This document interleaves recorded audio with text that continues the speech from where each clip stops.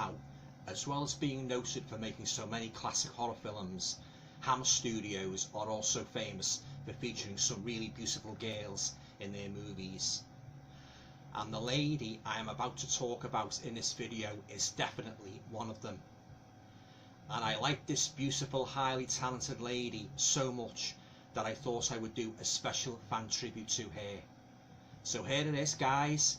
I hope you all like it.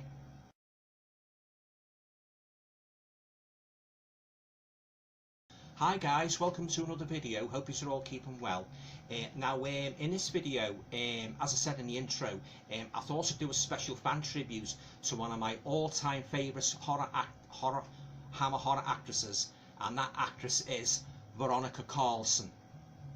Now, before I broach the subject of all the fantastic work Veronica did for Hammer Studios, I'll just give you a bit of biographical information on the lady herself.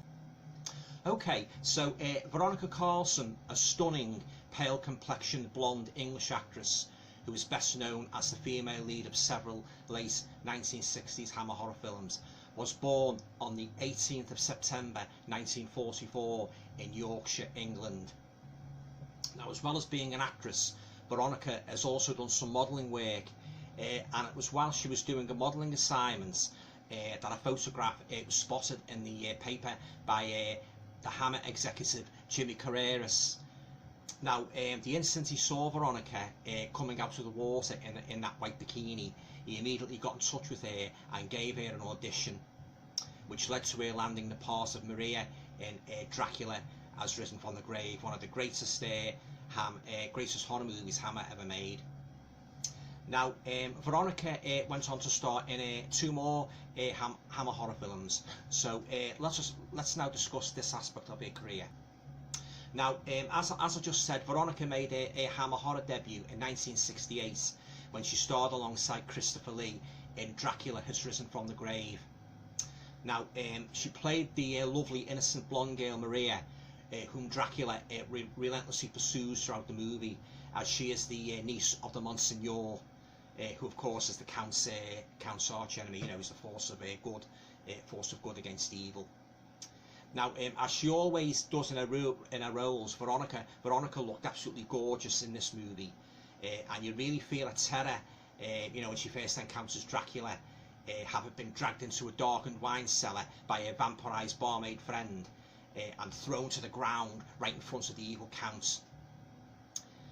One of my all-time favourite Dracula films, and one which I must have watched more than any other Dracula film in Hammer's canon. I just love it. Dracula Has Risen from the Grave. Now, Veronica's second film for Hammer came just a year later, and this was Frankenstein Must Be Destroyed, made in 1969.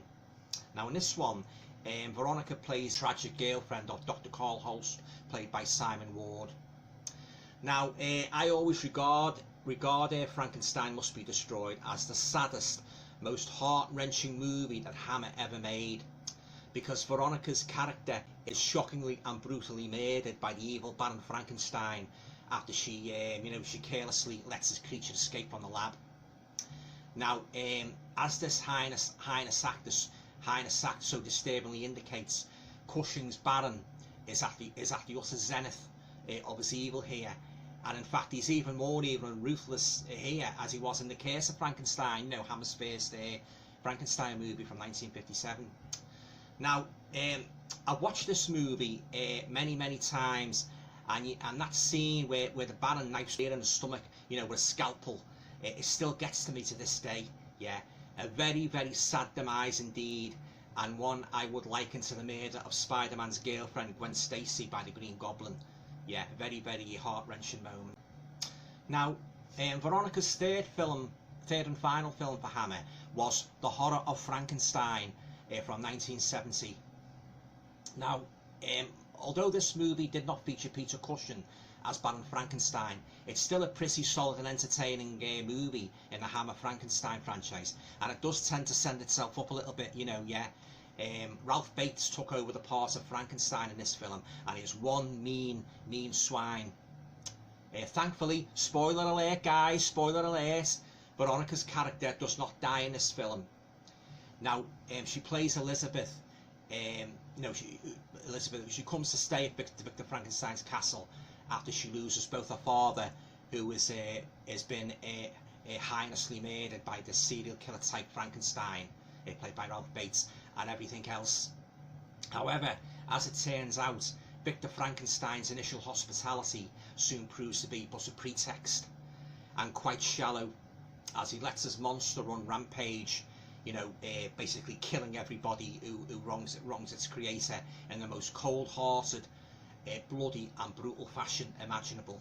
Now, Veronica's last real horror movie of the 70s, although not for Hammer, was the 1975 thriller The Ghoul, in which she played Daphne.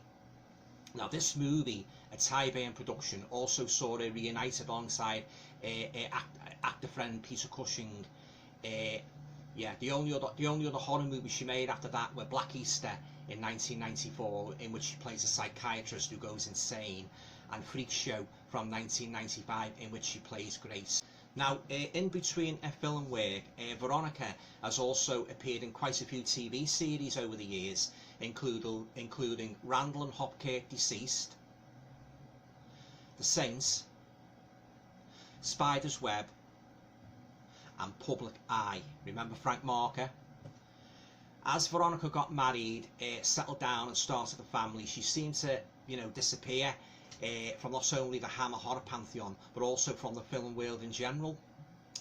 Now, according to what I read online, Veronica apparently did not like the rising, the rising tide of explicit nudity that was becoming more and more common in those 70s films, and so she decided that that was something that she didn't really want to be a part of. However, since the 1970s, Veronica has continued to pop up. She continued to pop up occasionally in horror fan conventions, as a guest, answering the audience's questions and that. And she's also been fairly active in a Facebook group, which I'm a member of. Now, in addition to those activities, Veronica returned to the horror genre quite recently, actually, in a kind of, well, I suppose you could say, kind of Hammer horror homage movie, which was called The House of the Gorgon, made in 2018, which reunites with 3 other former Hammer horror stars. Now, as far as I know, you can't get this movie, The House of the Gorgon, in any of the regular movie stores, as it's on the Indiegogo label, and as such, it's quite difficult, to get hold of. So if you fancy picking it up, you'll have to search around a bit online, in order to to track down a copy. As well as being a very talented actress, Veronica Carlson is a highly consummate artist. She paints portraits, several of which have been auctioned for charity. She even drew Christopher Lee's portrait as he very kindly posed for her on the set of Dracula Has Risen from the Grave. Now, another fantastic portrait Veronica's painted is one of the late great Peter Cushing, whom, like everybody else who worked with him, she always describes as an absolute joy, to work with. Truly the loveliest, most kind and generous man she has ever met. Right, so there you go, guys. That's my little fan tribute to Veronica Carlson, a lady who has made such a huge impression on me as a long-time Hammer horror fan, and whose lovely face always sets my heart fluttering whenever I see her in a movie or a TV show. Such a beautiful looking lady. As I've said, Veronica has talent in bucket loads, from her beautiful physical attributes to her excellent acting ability. She truly is one of my all-time favourite horror actresses, and I know I did mention her briefly in my top 10 horror actresses video I done a while back. However, I love Veronica. And her work so much that I just so wanted to do a video which concentrated solely on the lady herself. An exclusive fan tribute, if you like. So here it is. Hope you've enjoyed it. Anyway, guys, again, I hope you liked the video. Do you like Veronica? Do you like Veronica Carlson? What's your favourite film of hers? Please leave your comments down below. Always love to hear from your fellow YouTubers. Always replying that. And I love talking about horror films and that, and different aspects of the genre. And Hammer films, as you know, right up there, in my top 5 horror studios. And of course, not only did they, not only did they produce some fantastic, colourful storylines, they had the actors and actresses to put those stories over. And as I said in this video, Veronica Carlson was one of those actresses. Yeah, you're absolutely consummate professional, very nice lady, and it's just a shame that she didn't make any more films, for Hammer and that. Yeah. Okay, so as I say, I hope you enjoyed it, my little fan tribute to Veronica Carlson. If you liked the video, please feel free to share, subscribe, comment, and all going well. I'll talk to you all again in the next video.